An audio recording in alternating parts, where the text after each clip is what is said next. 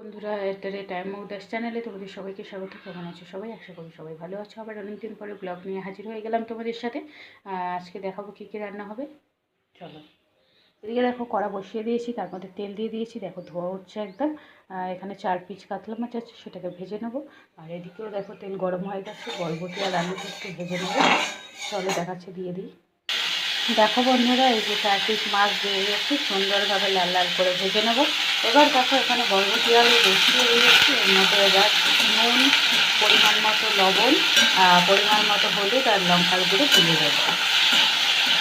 তোমরা কে কে এরকম বরবটি আলু ভাজা খেতে ভালোবাসো এবং এরকম মোটা মোটা সুন্দর সুন্দর কাতলা মাছ একদম টাটকা টাটকা ঝাল খেতে ভালোবাসো, সেটা কিন্তু তোমরা কমেন্ট করো। আর আমার চ্যানেলের নাম @মোটার সবাই একটু সাবস্ক্রাইব করে দিয়ে পাশে থেকে বন্ধুরা, অবশ্যই তোমরাও আমাকে পাশে পাবে, দেখতে থাকো। দেখো বন্ধুরা, লঙ্কা, হলুদ, লবণ সবই দিয়ে দিয়েছি। এবার এটাকে ঢাকা দিয়ে দেবো। লো ফ্লেমে গ্যাসটা দিয়ে এটাতে একটু সামান্য জল ছড়া দিয়ে তোমরা ঢাকা দিয়ে দেবে। দেখবে সুন্দরভাবে সিদ্ধ হয়ে গেছে এবং ভাজাটা আরও সুন্দর হবে। দেখো বন্ধুরা, মাছগুলো লাল লাল করে ভাজা হয়ে গেছে। এবার মাছগুলো তুলে নেবো। দেখো সুন্দর করে ভেজে নিয়েছি। এখানে দেখো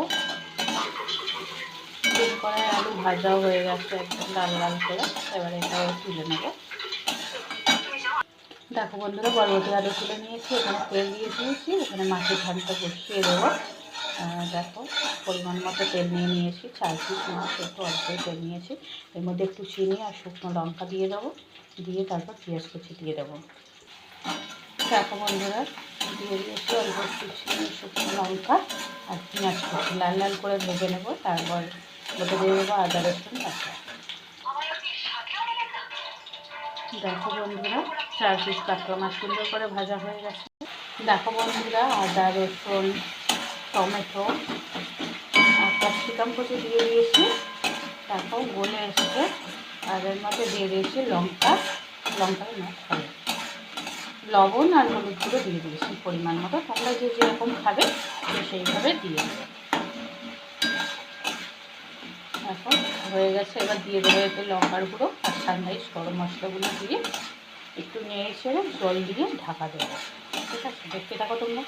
দেখো বন্ধুরা, অল্প একটু জল দিয়ে দিয়েছি, এবার ঢাকা দিয়ে দেবো। সর্ষেটা একটু গুলে নেবো। এটা আমি প্যাকেট সর্ষে কিনেছি, তোমরা অরিজিনাল সর্ষে কিনে বেটে দিতে পারো। আমি কিন্তু এখানে গুঁড়ো সর্ষে ব্যবহার করবো। একটু জল দিয়ে গুলে নেবো, নিয়ে তারপর এটা কষা হয়ে গেলে ওর মধ্যে দিয়ে দেবো। দেখো বন্ধুরা, এটার মধ্যে দিয়ে দিচ্ছি সর্ষে গুঁড়ো দিয়ে দিচ্ছি। দেখো এর মধ্যে দিয়ে দিচ্ছি জিরে গুঁড়ো আর গরম মশলা আর জিরে বাটা দিয়ে দিয়েছি। এবার এটাতে একটু জল দিয়ে গুলে নেবো। দেখো বন্ধুরা, সুন্দরভাবে কষা হয়ে গেছে। এবার কিন্তু দিয়ে দেবো জলটা, যেটা বানিয়েছি সেটা কিন্তু দিয়ে দেবো।